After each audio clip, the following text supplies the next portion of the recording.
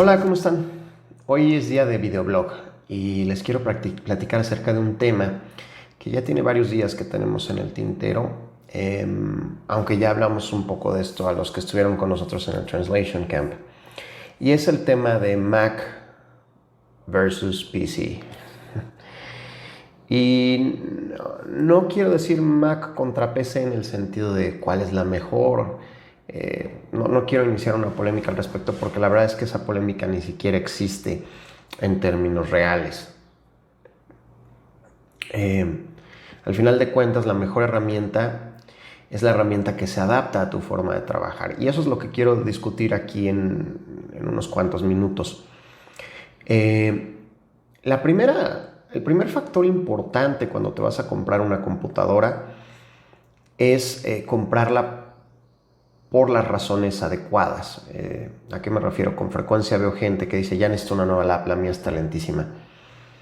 Y realmente al revisar qué computadora es, nos damos cuenta de que es una computadora con una muy buena calidad y que podría tener un excelente rendimiento.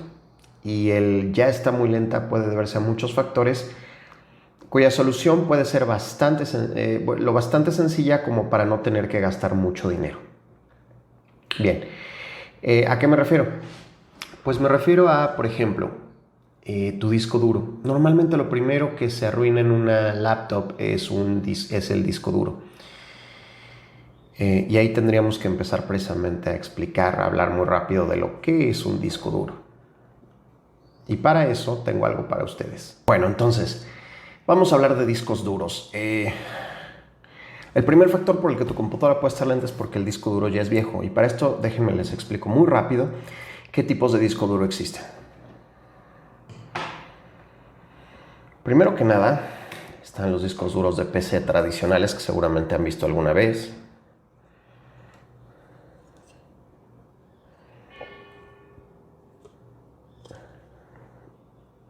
Así son. Estos discos duros obviamente no pueden entrar en una laptop. Son discos duros de 5 pulgadas. De 3.5 pulgadas. Así se les dice, de 3.5. De ahí tenemos los discos de 2.5.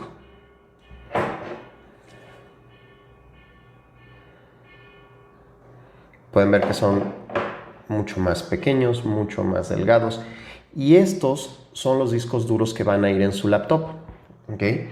La mayoría de las laptops tiene uno de estos discos duros. Estos discos, no sé si... No, no se alcanza a escuchar.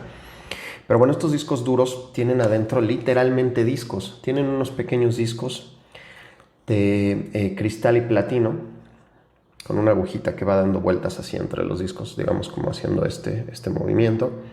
Y eso es lo que va escribiendo los datos.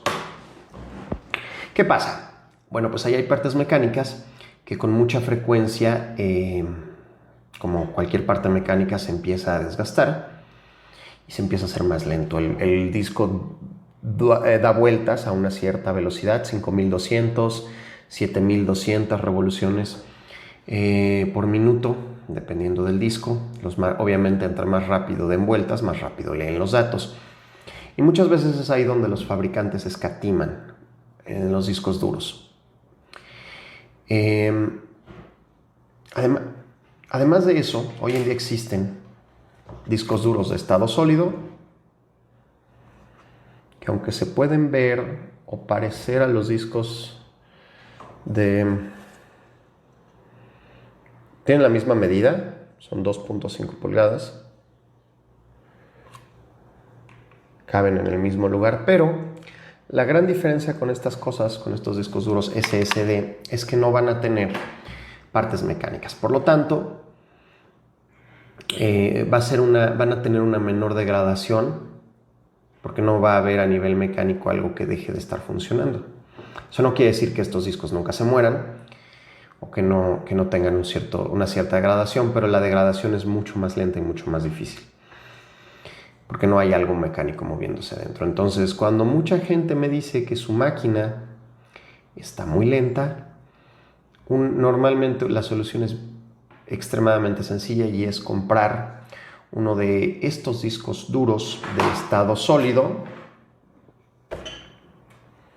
y cambiárselo a la máquina. Y con eso normalmente la máquina vuelve a la vida. Y luego existe el tema de la RAM. Acuérdense que no es lo mismo cuando te dicen ¿cuánta memoria RAM tiene tu computadora? Bueno, puede haber todavía computadoras con 4 GB, no se las recomiendo, 8 GB, 16 GB, 32 GB. Ya es un poco difícil que alguien más tenga en una laptop, sobre todo, más de 32 GB. Algunas máquinas ya tienen una entrada para un disco duro como este. Esto es un poquito parecido a esto. No hay partes móviles, o sea, de hecho, lo que esto tiene adentro es algo así, más o menos. Solo son los chips. Y tiene una entradita aquí, que es donde se pone. Bueno, este sí no es compatible con este tipo de entrada de los de 2.5. Tiene que tener tu computadora esta entrada específica. Si no es muy nueva, lo más probable es que no lo tenga. Pero bueno, entonces el primer problema que se puede solucionar en una máquina para que su rendimiento sea mucho mejor es el disco duro. Entonces, con frecuencia la gente piensa que porque la máquina ya está lenta hay que tirarla y nada más lejos de la verdad. Hay máquinas muy buenas que con reemplazo de disco y tal vez un poco más de memoria RAM pueden quedar incluso mejor que muchas máquinas nuevas de un precio parecido al que tu máquina tenía hace algunos años. Entonces, lo primero que tienes que considerar si vas a comprar una computadora es ¿por qué necesitas comprar una computadora? ¿Sí? Con frecuencia, sobre todo en esta área de traducción, muchos traductores tienen hijos, algunos ya hijos adolescentes o algo por el estilo, y tienen ellos la idea de, como siempre, y a veces es cierto, a veces no, que la juventud les va a dar las mejores recomendaciones sobre tecnología, pero no es así. En realidad yo me he dado cuenta que la mayoría de las veces la gente más joven tiene más influencia acerca de lo que les dicen los medios y las redes sociales que lo que realmente es, de lo que la realidad ofrece. Y ahí es donde entra muchas veces el factor escoge una Mac. Es que es el mejor software, es que es el mejor hardware, nadie hace computadoras como Mac. Y hasta hace unos años tal vez eso tenía un cierto grado de verdad. Era difícil encontrar una laptop que se comparara con una Mac hasta hace unos 5 años tal vez. Pero ya no ese es el caso. De hecho, hay muchas computadoras iguales o mejores que una Mac que pueden dar un rendimiento similar o muy superior incluso por un precio mucho menor que una Mac. Entonces, el primer factor a considerar para comprar una computadora es ¿por qué quiero comprar una computadora? Si quiero comprar una computadora porque mi computadora ya está vieja, ya está muy lenta, lo primero sería realmente revisar si necesito una computadora nueva. Con mucha frecuencia, simplemente cambiar un disco duro, aumentar un poco la RAM es suficiente y muchas de las computadoras tienen esa capacidad, se les puede hacer eso. De hecho, prácticamente cualquier laptop se le puede poner un disco duro SSD y yo siempre lo que les recomiendo es ponerle un disco duro SSD y de ahí partir. Okay.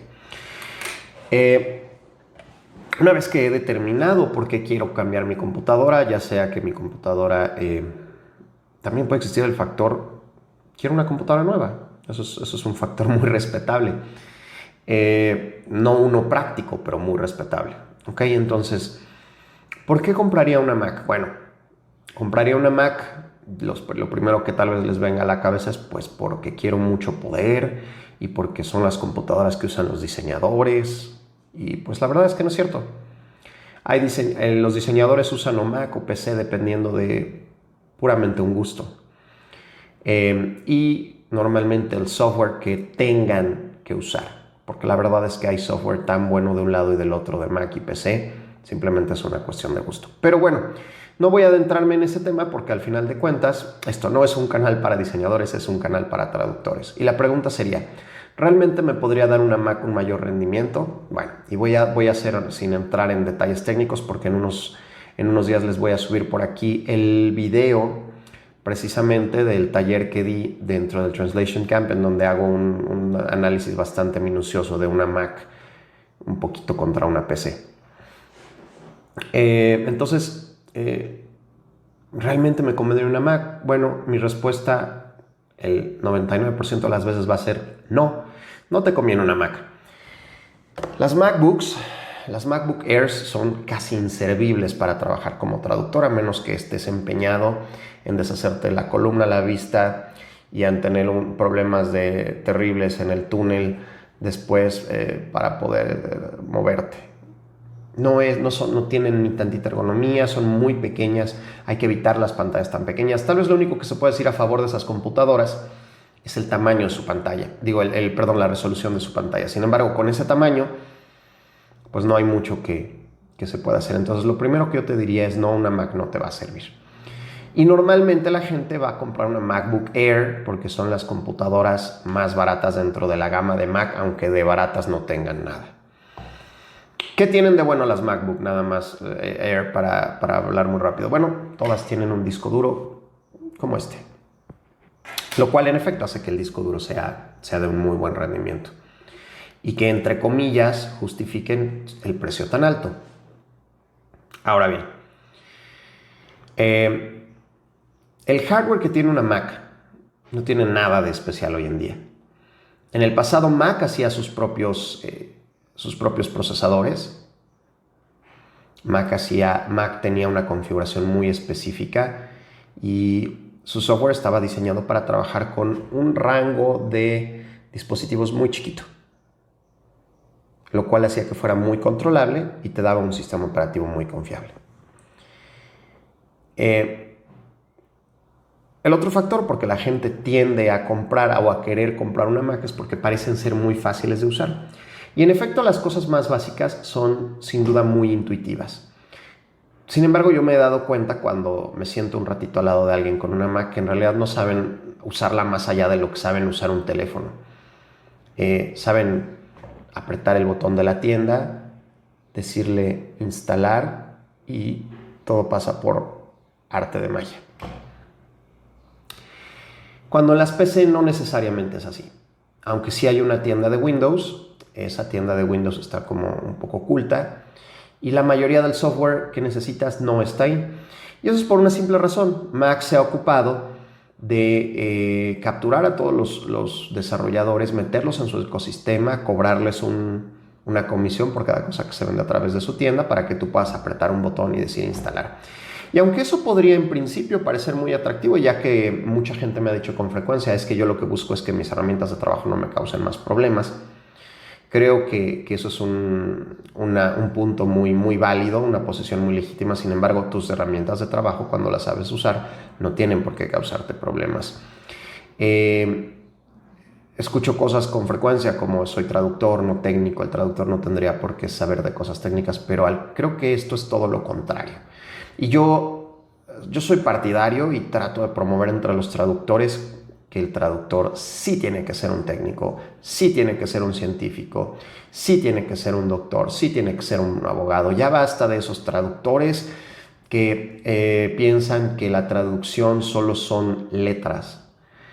Necesitamos una formación en lenguas, esa es la base del quehacer de un traductor, pero los mejores traductores son aquellos que tienen muchísimas habilidades relacionadas con lo técnico y científico. Y como siempre lo he dicho, los traductores para mí son el hombre, el ser humano renacentista por excelencia. Tienen que saber de todo y no un poco, mucho. Tienen que ser inventores, tienen que ser curiosos por naturaleza. No hay forma de ser un buen traductor técnico y científico si no tienes un buen background, un buen trasfondo cultural, un buen trasfondo técnico y científico. Y pues huelga decir que tienes que tener habilidades lingüísticas adecuadas, ¿no?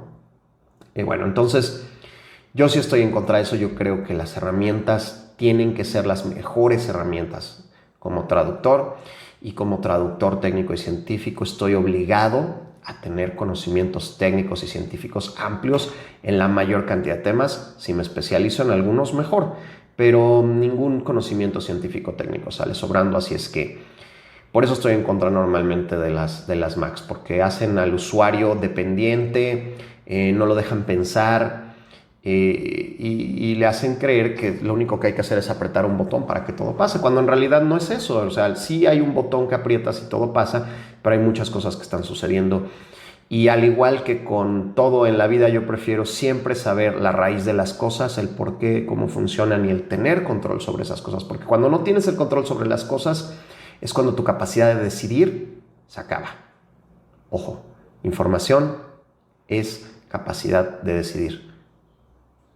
Entonces, creo que es muy importante que los traductores siempre sepamos cómo funciona lo que estamos usando. A fondo un teléfono, a fondo una computadora, ese es nuestro trabajo, son nuestras herramientas principales de trabajo. Entonces, hablando del software de la Mac, el problema del software de la Mac es que a mí me gusta, está basado en Unix y yo uso Linux que está basado en Unix, lo cual hace que para mí en realidad sea muy atractivo el sistema de Mac. Obviamente a los que desde hace muchos años usamos Linux no nos acaba de llenar el ojo Mac, porque hay muchas cosas que están muy restringidas, que están recortadas. ¿Y para qué usar un sistema recortado cuando puedes usar un sistema mucho más rico como Linux? Pero bueno, no es el caso. Eso sí ya es un poquito palabras mayores, aunque no tienen que serlo. De hecho, estoy pensando en un futuro hacer una serie de Linux para traductores. Sin embargo, tener el sistema operativo de Mac representa un problema. Mucho del software que nosotros necesitamos no existe para Mac. Y de una vez tengan eso claro. No va a correr en Mac si corre en PC. Ahora bien, existe algo que se llama virtualizador, que te permite instalar Windows en una máquina virtual adentro de cualquier otro sistema operativo. Y de hecho es como yo lo uso en Linux. Pero eso implica mayores conocimientos y otras tantas cosas que aprender. Pero sobre todo, mucho más hardware, un hardware más potente. ¿Cuál va a ser el problema? Por lo menos para poder correr aplicaciones de Windows en una Mac, que no es correr las aplicaciones, sino en realidad emular, ni siquiera emular, virtualizar Windows, correr Windows por completo en paralelo en tu Mac. Vas a necesitar un hardware de por lo menos 8 GB en RAM y un disco duro mucho más grande de lo que cualquier MacBook Air, por ejemplo, te puede dar. Por lo menos un disco duro de medio tera para que puedas usar al menos 200 GB en tu máquina virtual de Windows.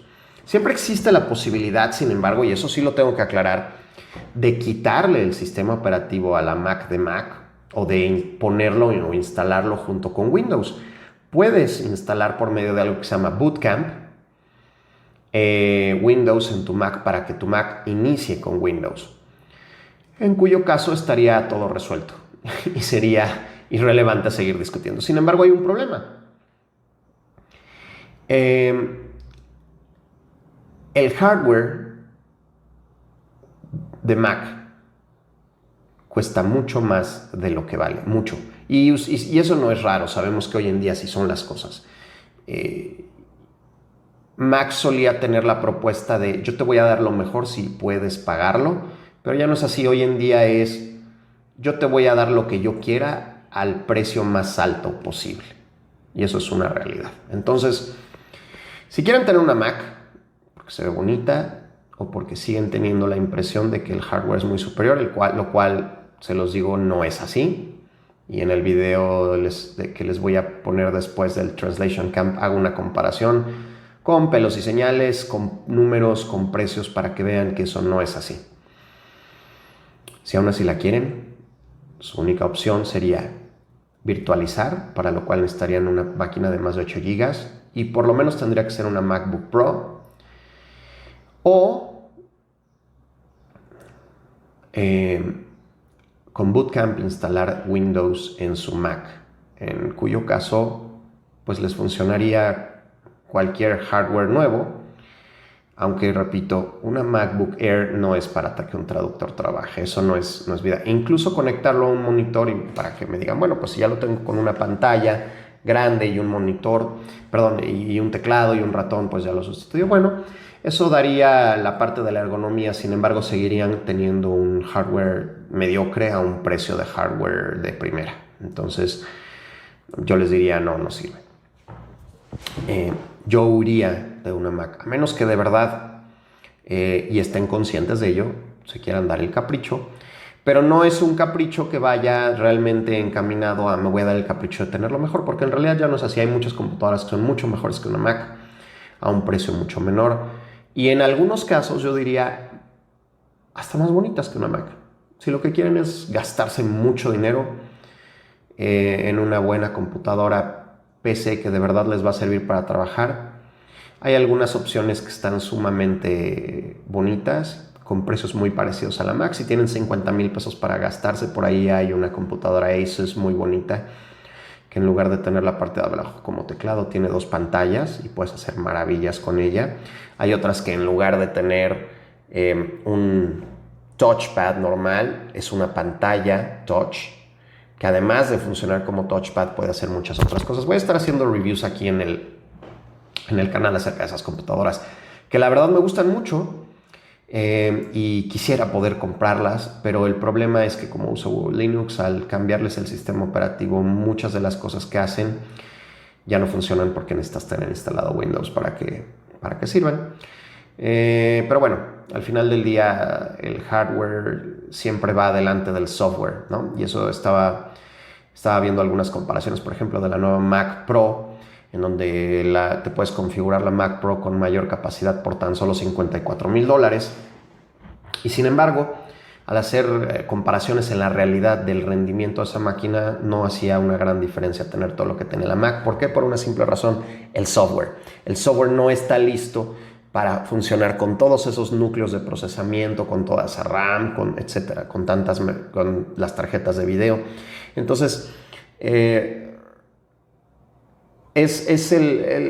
para mí Mac es la computadora barroca ya de hoy en día. Y lo hago incluso churrigueresca, porque cuesta mucho más de lo que te puede dar. Entonces mi recomendación es muy simple: no se compran una Mac, y si se compran una Mac, háganlo teniendo en cuenta que no están comprando el mejor hardware al precio más alto, sino están comprando hardware bueno, no estoy diciendo que sea malo, a un precio excesivo.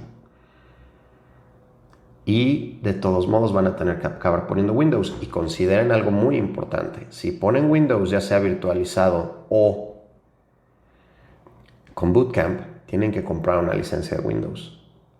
No pueden pedir una licencia no le pidan nunca a un técnico que les instale algo y por 300 pesos les haga todo, por 500 pesos les haga todo. Una licencia de Windows cuesta por lo menos alrededor de 3,200 pesos. Entonces tengan mucho cuidado, ¿de acuerdo? Y bueno, pues les voy a estar haciendo algunos reviews, les